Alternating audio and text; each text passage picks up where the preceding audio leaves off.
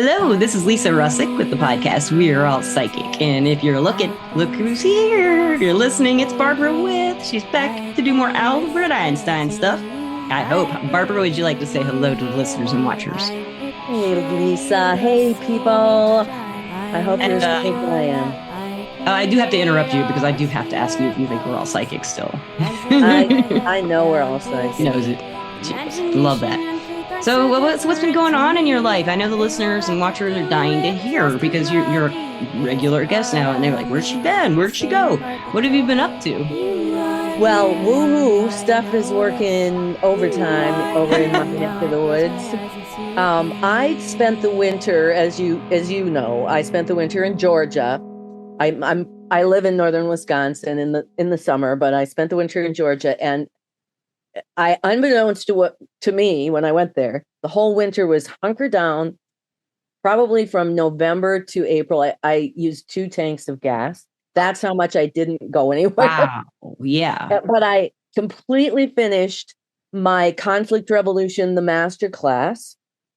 I finished my Conflict Revolution, the basics, these 2 courses now that are up, and you can get the easy one it's still very detailed, or you can get the really detailed one that walks you through the unified field theory, the maps of human consciousness, all of the physics of Einstein, the big master class. So I got all of that done. I also, I applied and was chosen to speak at the 31st Science of Consciousness conference that's taking place this July in Barcelona. Oh my gosh, that is so exciting. Tell us about that. Please tell us more. Please tell us more. And last year, I went to the Science of Consciousness conference in Tucson in April.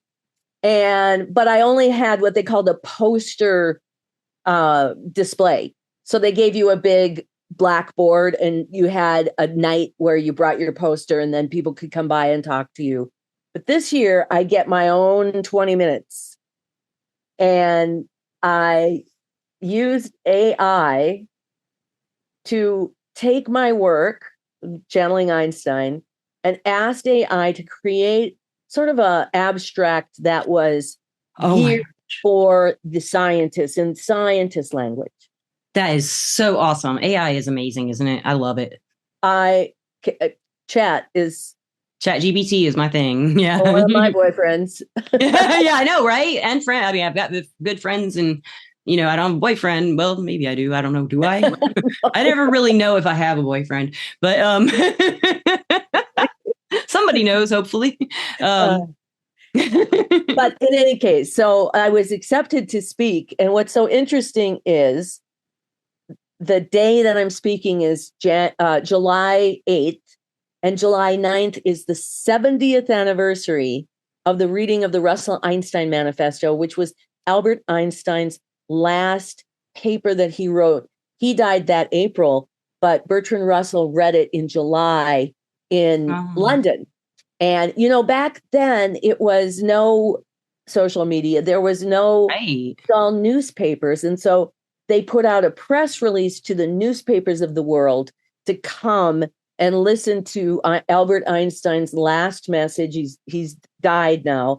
So they rented this little room in the basement of, it's called Caxton Hall in London.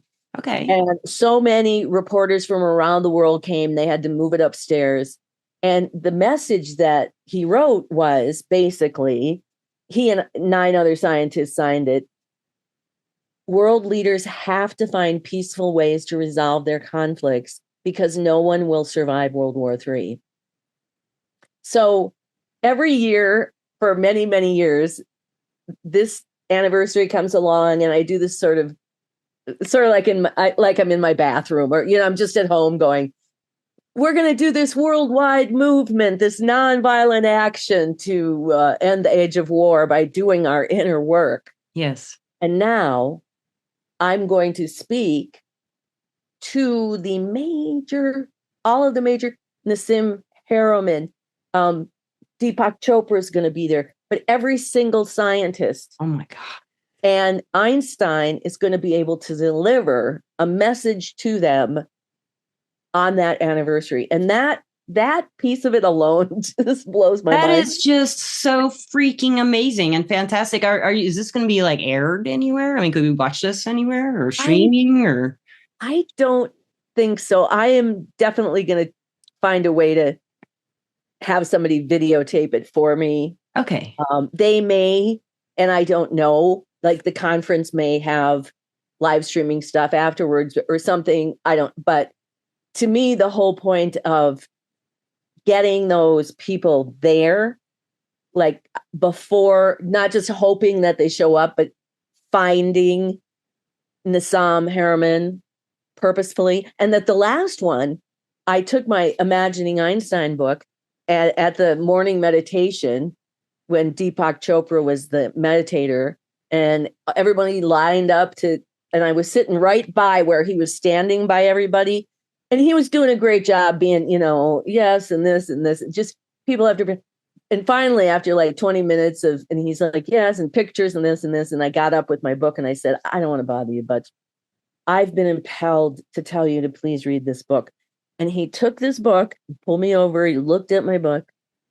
And I was already, you know how we are. I was already go, oh, well, it's just a little book, it won't take you I know long. what you mean. Yeah. You just. And before I could say anything, he looked right at me. He said, I will do this. Wow. And then, I don't know how long ago, sometime this winter, I was on a podcast with a woman named Inoi, and she's in Brooklyn. She has a talk radio. Okay. Show. And she is helping a man who is funding what it used to be called it wasn't the Open U, but there was this big educational facility in New York for years and years where they just put on all kinds of classes. And Deepak Chopra put on many, many classes there. It's something I'm sure that helped build his whatever. Yeah. She knows him. Okay. And she is now, that went out of business, but some other person in that circle is resurrecting and has hired her to help him bring this back to life. Oh, so wow. I did her show. And after the show, she immediately bought she had a reading herself, but then she bought readings for a couple of other people and said to me, Deepak needs to, I'll get a hold of him. Like she has that capacity to be the messenger that says, Deepak, remember this woman, and you have to, and then I can find him too, because that was pretty easy to get to him in that one. Yeah. So that's just mind-blowingly amazing. It is. And that is like, I like the way how you described how he just kind of was so like interested in you for that moment you had with him, And I have a feeling like you do make people feel that way. I mean, when I talk to you, I feel like I'm the only person in the room, I usually am, but I mean, I imagine if we were like in a crowded room, like if there's a guest or a co-host or something, I do feel like it's a very private, intimate conversation, even, among friends.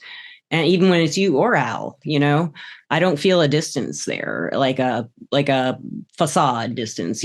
Most people will have some kind of like facade, their public face. They're like, I have a public face. It's pretty much like my private face, but but you know what I mean, And yes, I'm the same way. Yes. Yeah. And I think that he probably I would guess anyone could sense that about you. Anyone around you, like if you look at them, I can just feel like you have this like way, you do with me anyway, and you have this way with people to just bring out their best, and they want to come up to you, right? Don't they? Like come up to you a lot and say, hey, blah, blah, blah. It is, it's been, especially after doing all of this work, this Einsteinian work on myself, and really, really getting to the place where conflict revolution and all this work has permanently changed my whole relationship to myself in such an amazing way. And, they always used to say in manifestation, like, oh, it's supposed to be easy, and all you have to do is like, think good thought, all this stuff. And I'd always like, what? It's not easy. It's the hardest thing you can do, But now that I've come to this new level of self, I think it's just basic self-love. Yeah. Because when we listen to our intuition, which is always going to tell us the next most advantageous step for what's good, and then we actually do that, we manifest easily, like It's I true. begrudgingly Yeah. didn't want to admit could happen, but I it's would sure. never want to, I won't admit it. I know you're right, but I know, I know, I know. I love it. Manifestation's always been kind of for me, if I'm not thinking about manifesting it, I'll have better luck. But if I'm like actively, I'm going to manifest it, I get in my own head and get in my own way, and I won't see the signs that are obviously there because I want to see the other signs that I want to see and stuff like that, you know. But it's always Yeah. for my best, you know. I always ask for my best outcome if I'm asking for help from a guide or an angel or something. Um, actually, that kind of makes me want to ask Al a question. Do you think Albert Einstein might want to come out for a chat with Alphi? Oh, well, why come this far? It's not that far for him, is it? No, it's not far at all. Okay, listeners and watchers, if you've never seen Barbara before, she channels Albert Einstein, and she does this on the show. She's done it, I think, 4 times before, maybe 5. I'm not sure how many times. I think this is a chat with Alphi. Great. Yeah. So if you're up for it, are you up for doing that today or? I am. You know, I Okay. always like to turn my video off, though. Absolutely. We're going to turn our videos off, listeners and watchers. So I'll put a pretty pictures up while she's channeling Albert Einstein. And when you're ready, let me know. Okay, we'll do some thoughts, and then we'll open for questions. So you must have some. Right? I will, yes. Okay. I do. All right. Well, why don't you mute while we do a little bit of a dissertation? Okay. And everyone at home too, or who are listening here and want to follow along with this channel, just for a second, close your eyes, turn your focus inward, and just take some breaths. And for a half of a second, put aside all your thoughts about what you think is going on in the world and what happened yesterday and what you think should be happening today and what you're afraid of happening tomorrow. Just put all that aside and just take a breath. When you exhale, literally just feel your shoulders relaxing just a hair. And then breathe again. Just let go. Let go of your thoughts. Let go of the day. And listen.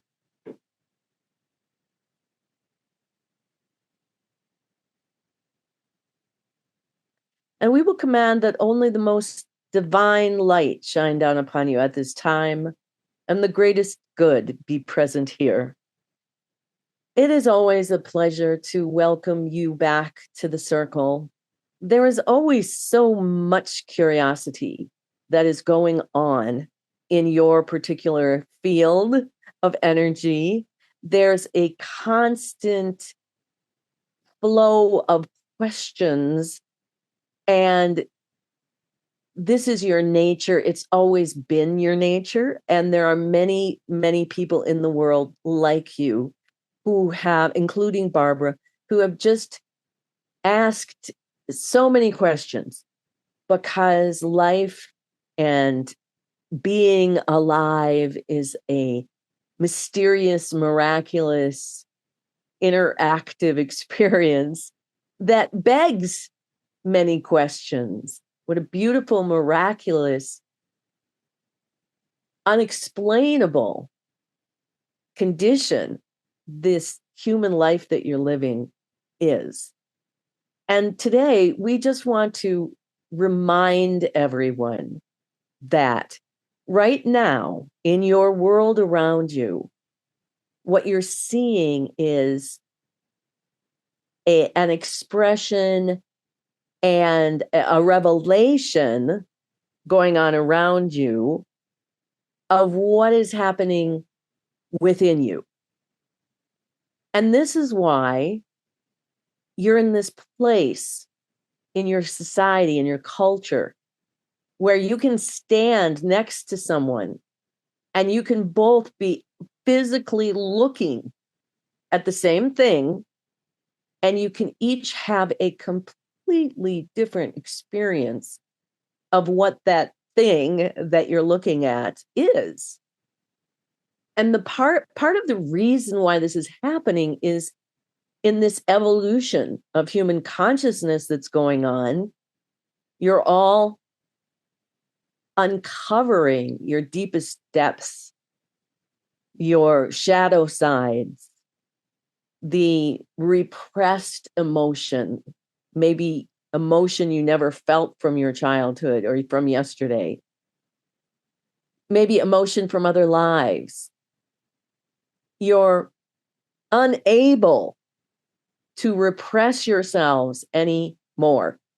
Not that you're not trying, but those who are holding on tightly to trying to control things through just their thinking and their intellect and not learning how to master this incredible flow of emotion, those who are just riding that wave as if you're a victim to it, that's how it feels. Those of you, however, who are pushing yourselves past the levels of what consciousness had been in your past and opening up to the new understanding of what this evolution is, you're learning that you have to be responsible for yourself. You are being moved into a life where you have to be 100% responsible for what you manifest in your world. And what does that mean? It's a difficult, challenging, complex system to sort out.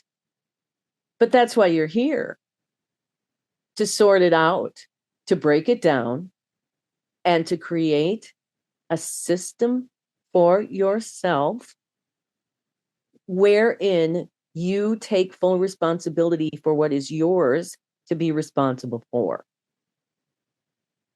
And as humanity, you included, have to learn, what is that? What are you responsible for? And what aren't you responsible for in the world?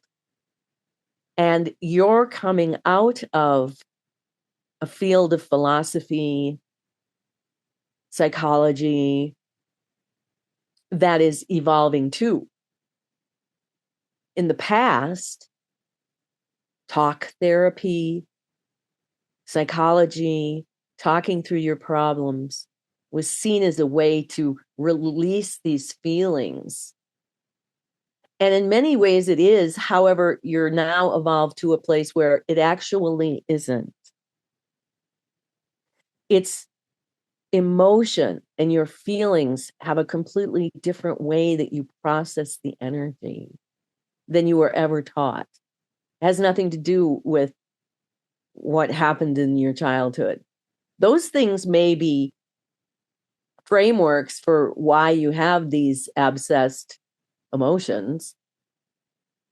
But when they're there in your body, it doesn't matter if it's a past life or your childhood, or if you walked into a room and you think you're feeling other people because you're so empathetic. It doesn't matter.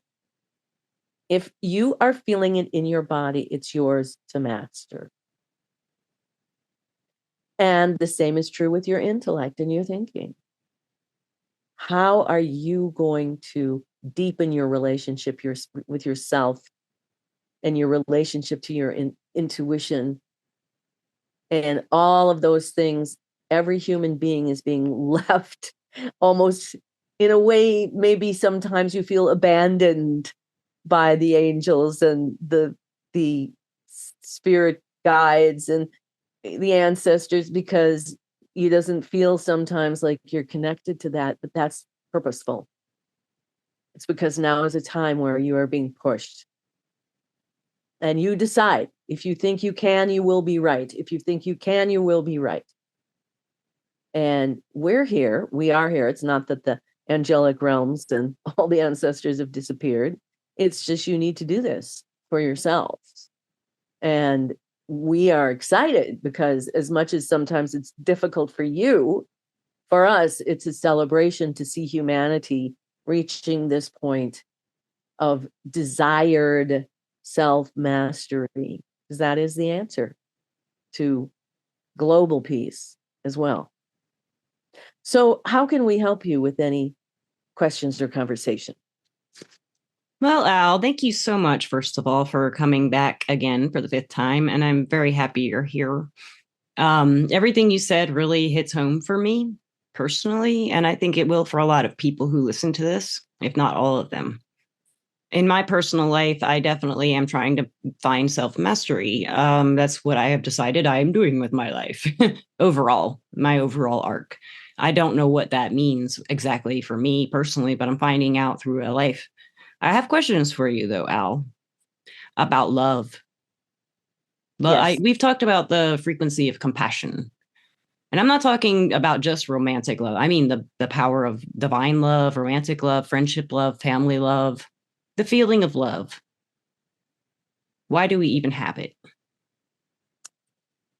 When you get to the root of our model of how reality is created, it's actually the first fundamental force, but it's really the primal field, we'll call it. We're going just to the scientific definition, and Okay. we'll get to the spiritual and human tie into that.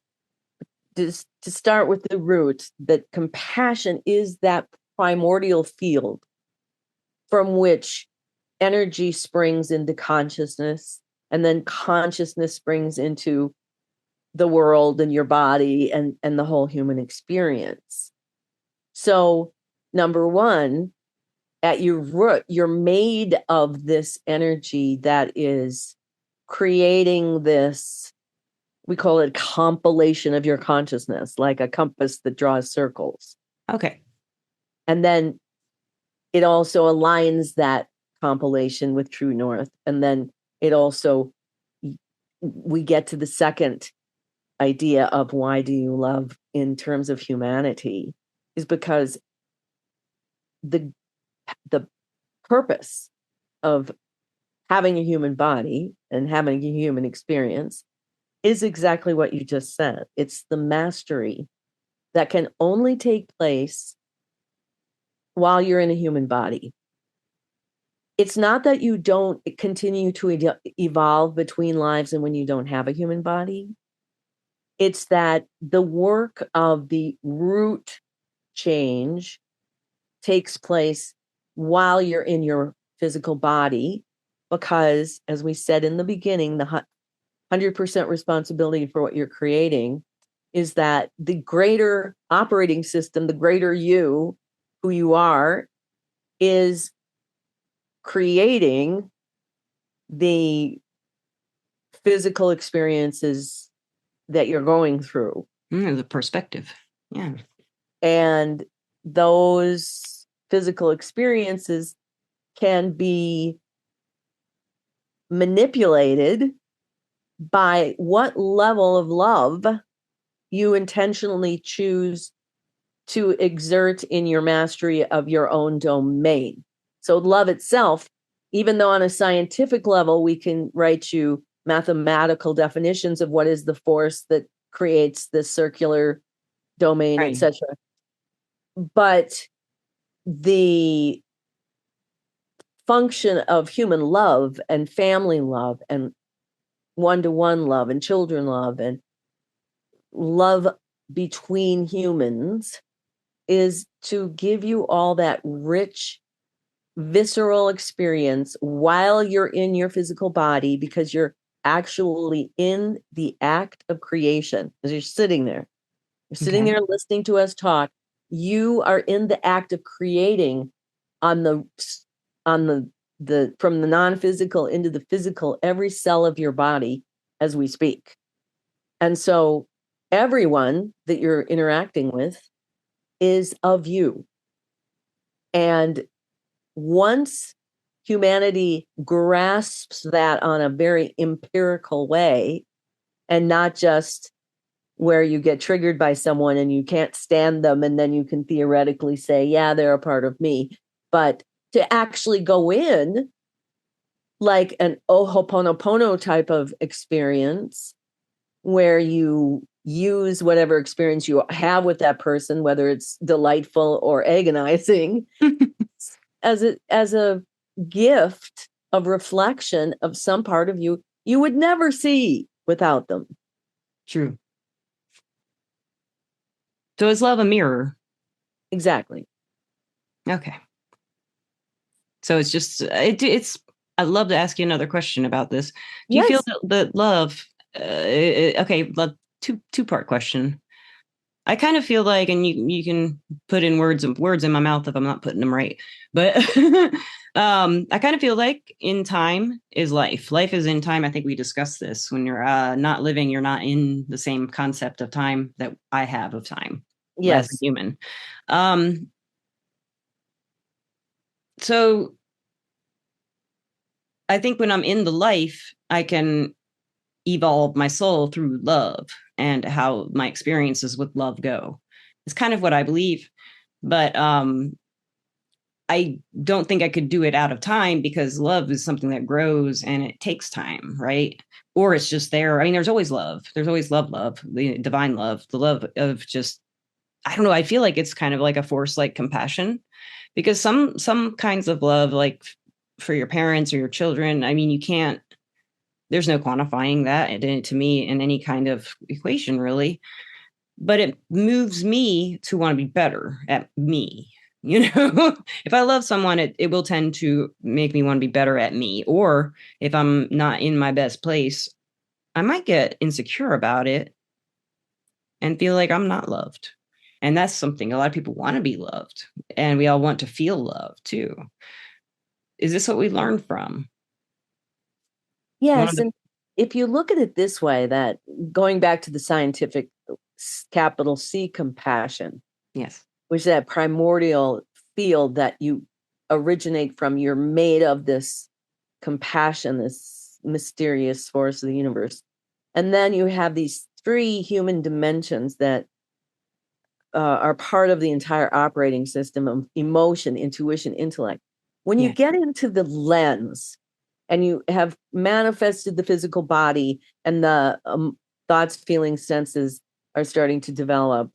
And so the thoughts with a small t are the human manifestation of the reflection of the intellect with a capital I. Oh, I love it. Are the small s of the reflection of the capital I intuition and feelings, and the same. And love is the small l of compassion.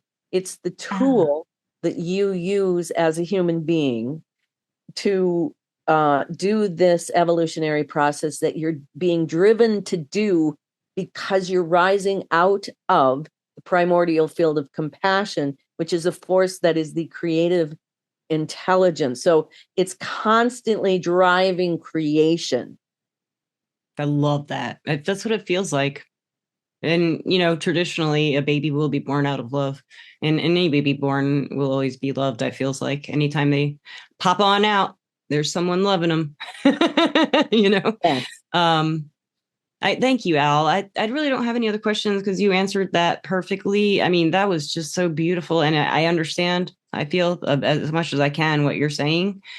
And what I'm going to take from this, Al, I think I'm going to, while I'm working on myself, I'm going to look at my reactions when I'm feeling love. Because when I feel love, it's just a great feeling.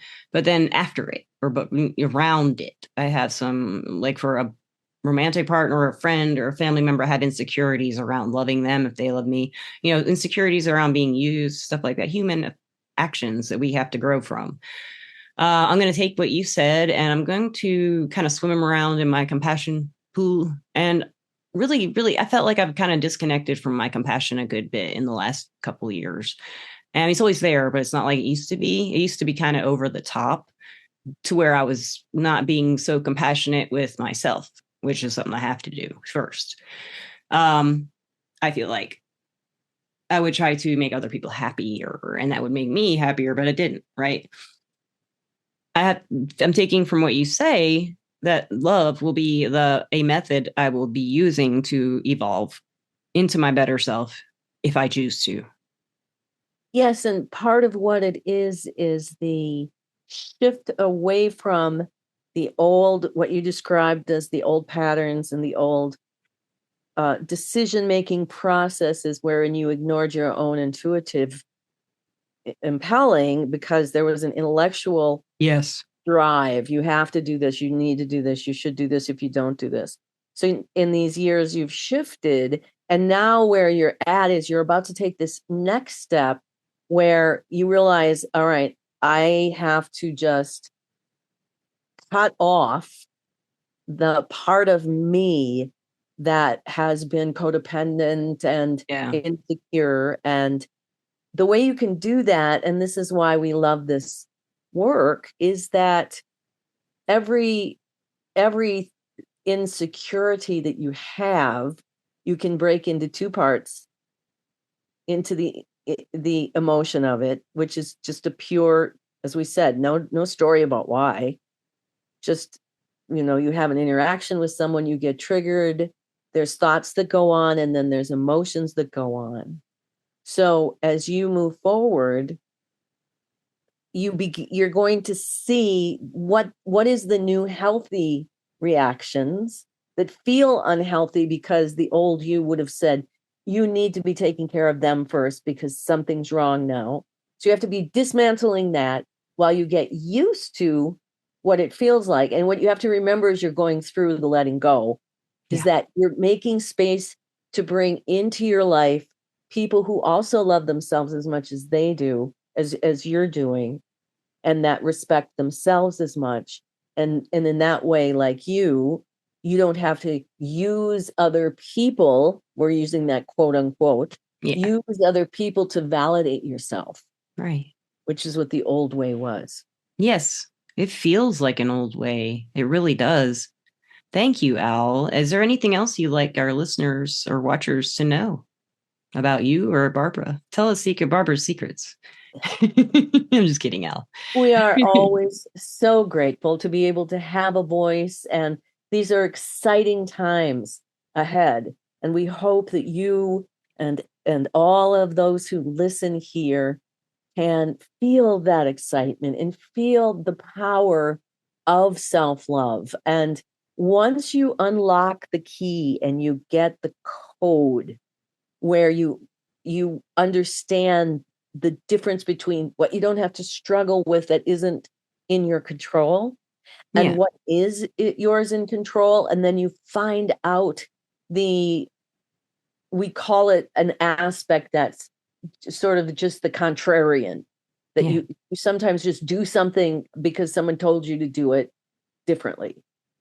And once that all starts to really just relax away and this huge desire to want to surrender to the flow comes in, you're only going to need to watch and be amazed.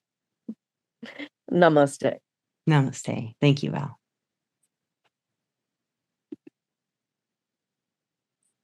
Welcome back, Barbara. Isn't that beautiful? I love you, Al. I love you too, Barbara. I love and have compassion for both of you. Right now, I do anyway. That was really great. He's amazing. How does he know it all? I don't know. I think it's a group effort. Amazing. Maybe. I think he's amazing. And I think you're amazing too. Thank you so much, Barbara. Is there anything else you'd like to tell our listeners or watchers about your let's just stay in touch around the 70th anniversary in Barcelona. But I'm doing a 12-week conflict revolution challenge. And this is in sync with the 70th anniversary because I'm looking for the participation of the willing to take part in a worldwide nonviolent action to end the age of war using conflict resolution by first working on the war within. Yeah. So I've created a free downloadable, there's the whole kind of how we're going to do this. And then there's a 12-week workbook that every week you get a new thing that you're going to focus on. Like, what are you going to be aware of? This week, are we being aware? We're getting in a witness and we're going to watch our thinking process. Next week, we're really going to focus on paying attention to what does intuition feel like? And at the end of the 12 weeks, I have a little survey that I want to take. So I'm launching this and it's free. And like I said, we've got other things that you can dive in deeper with. That is really cool. Sending you a personal, official announcement to the world that this is what I have. This is what I'm looking for. And from now on, I can challenge everyone. Anyone who complains about, oh, this is blah, blah, blah. Okay, let's put our money where our mouth is. So without... I'm broke. I know. And that's why it's free. Because it's just... I love you. The more of us that can just keep doing this, and it doesn't cost us a thing. When do you think that'll be live? So I can publish this whenever. I do have some I have to mix, but I can do this one first if it's going to coincide with your launch. You froze with your mouth open. No, I'm thinking. Oh no, you did that on purpose. I thought you were frozen. Like, wow, that was good. You could die really well in fake and acting. I am in the final stages of, in fact, when we hang up here, I have to go and proof all of the work that my web guy just did. So it's going to be a couple more days before I iron out everything, but it's within a week. Okay, well, I'll tell you what, I'll have this all ready to go and you tell me when you launch and then I'll publish it. Okay, and this will all be edited out? Yes, I can edit this out. Well, I might leave it just for the entertainment for the listeners while we're working out our lives. Right, listeners? Don't you really want to know the behind the scenes? This is how it works. This is how it works. Hey, yeah, with the cat I got nothing to hide. I am authentic. It is a candid podcast. And we have cat guests. Okay. Albert Einstein. Whatever, Kitty. I've got and it's really interesting. I do have a cat named Einstein. I didn't know if I've ever told you that, but this is Gandalf. But his brother is my other cat is Einstein. It's no coincidences. And with that, I'd like to thank my sponsor, Everclear. Everclear is an advice app and website where you can get advice from psychics and empaths, so you can get the clarity you need to create the life you deserve. And I am an advisor on Everclear. I used to be under the name Lisa P, but now I am under my name, Lisa Russick.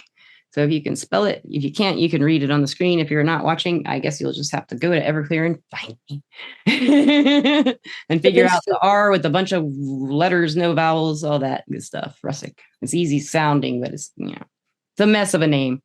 But and Barbara, where can the listeners? I think I have all your info, but just let's for new people. Do you have a website or can BarbaraWith.com. synergyalliance.llc, and I'm on Facebook and Instagram, and great. I'll put all that info in the description, listeners and watchers. And cat Kitty, I also would extend to your listeners the offer of the half price reading. Okay. Oh wow, let's see. Have a code. What? We're all psychic. Well, actually, I just asked people to reach out, and say that they heard you, they saw me, and then you can buy the half hour reading, and I give you a full hour. That's wonderful, listeners, watchers. Do that; you will not regret it. I might do it too. Oh, that's a really good deal. Thank you. And bet. Gandalf thanks you, and I guess. For now, I will let you and Al have your lives back, and maybe we can have you back after the conference. And if you do find out it's going to be streaming, let me know, and I will let the listeners and watchers know that you're going to be streaming, and they can watch it somewhere if that's something that happens in July. Okay, I will find that. Thank you very much, Barbara. I love having you on the show. Good to see you again. Thank you. And listeners and watchers, you know I love you. Barbara loves you. I think we've asked her that before. She loves you too. And we will see you soon, sometime in the next forever. Peace out. Bye.